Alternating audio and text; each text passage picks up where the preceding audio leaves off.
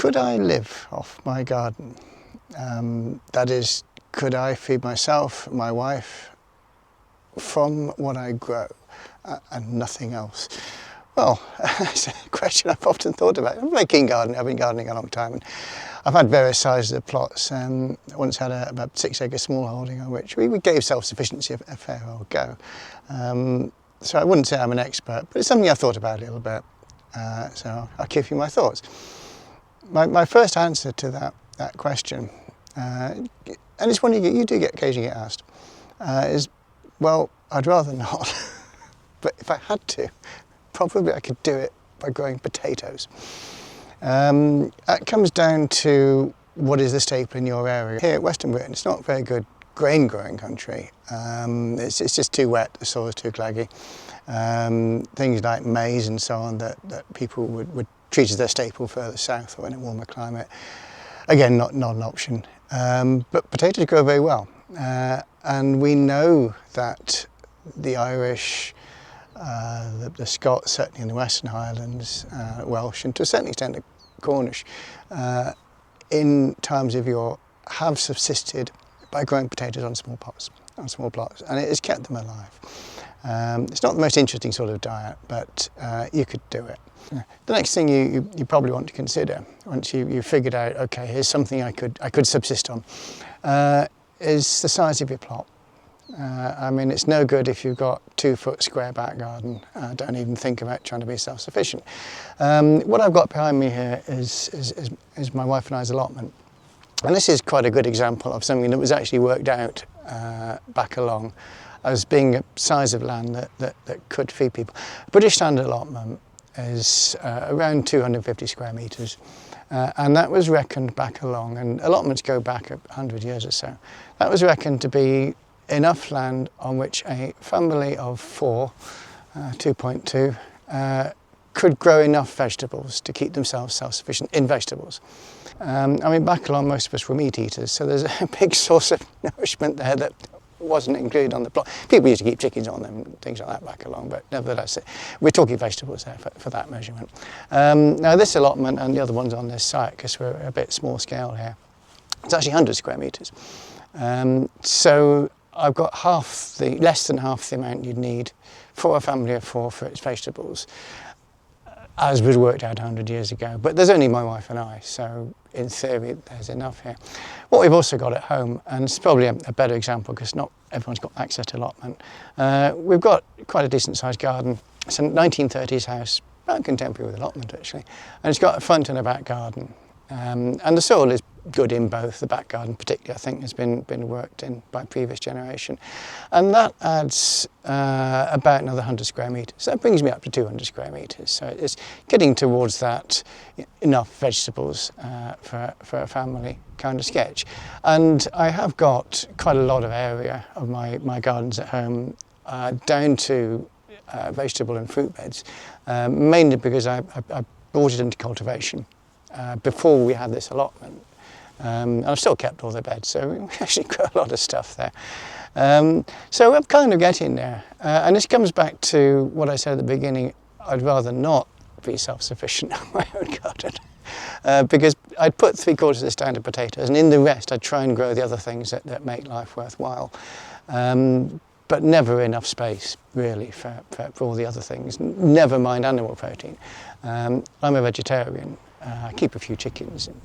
Even then I buy in the grain. But on the other side of the equation, what was considered enough land to grow your vegetables 100 years ago, it's probably a bit on the excessive side because we have better varieties now. We know a bit more about agronomics, soil science and things like that. We've got techniques like no-dig and raised bed growing. So in principle we can grow a lot more. And if you're a vegetarian, you're probably getting there. Again, it comes back to lots and lots of potatoes. But moving on from that, I think that what I would do is take a very honest look at what I had, apart from my rows and rows of potatoes. 3 different types of potatoes, by the way. First earlies, second earlies and main crops. Plant them all. They keep you going through the season. I'll keep coming back to potatoes.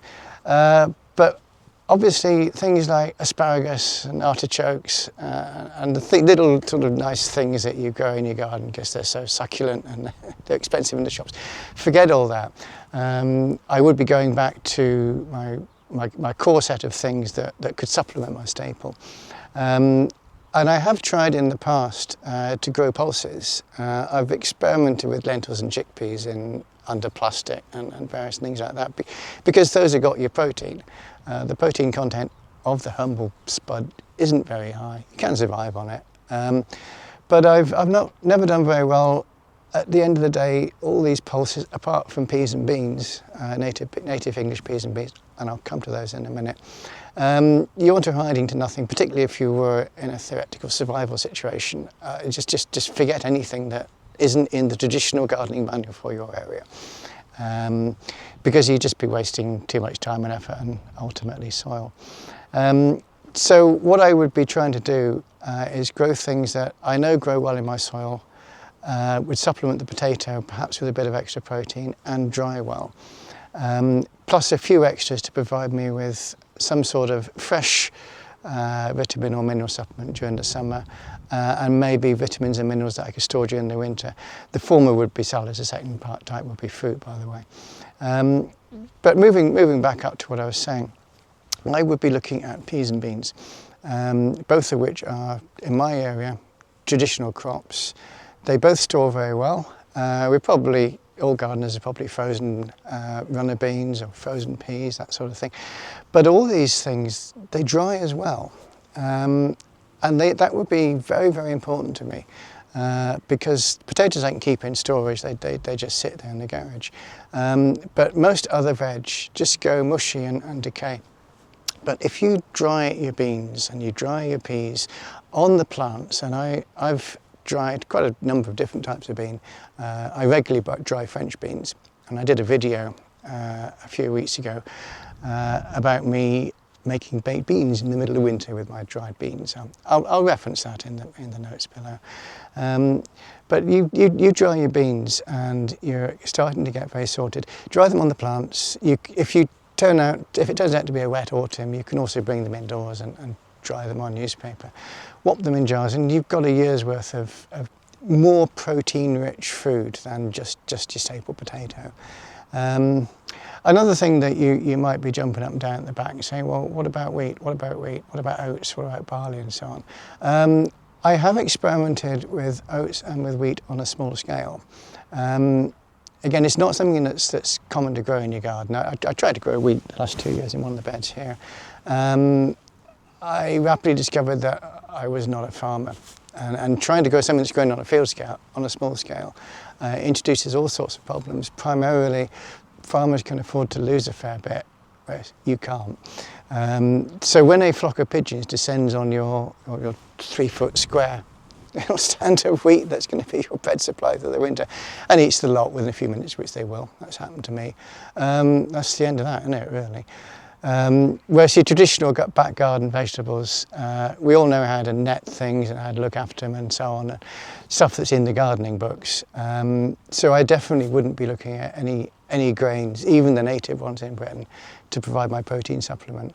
I'd just be looking at beans. So I've got my potatoes, and I've got as many types of beans as I can grow. Both of those, by the way, have also been chosen, again, if I'm living off this, I'm perhaps not trying to rely on external sources of seed. Potatoes you can keep, you can roll forward to the next year and replant the old ones. You can keep going for a few years like that. Eventually your strain can deteriorate, but maybe by then whatever crisis you're dealing with might be over. Peas and beans are very easy to store the seeds. Basically, in most cases, again, consult the manuals for whatever it is you're growing. In most cases, it's just a matter of replanting the stuff that's dried. The following year, and off you go. I've done that many years running with peas. Yeah, that's quite good. So anyway, back to what I was saying. After the potatoes, you make your staple and your dryable legumes. What you're looking at is ways of upping your vitamin and mineral content, preferably throughout the year. But to start with the summer, all your salad crops, lettuces primarily, but all those little leafy greens that come up quickly, boom, boom, boom, pop them in the spring. You can be noshing for most of the growing season very easily and quickly. Off salad greens, I would plant them before my main crop potatoes went in, after my earlies have come out and between my rows of beans. And that will give you really a good boost of those essential vitamins and minerals. Seed propagation for salads is not so easy. You'll just have to experiment a little bit and find something that you can propagate. Again, there are specialist seed saving manuals.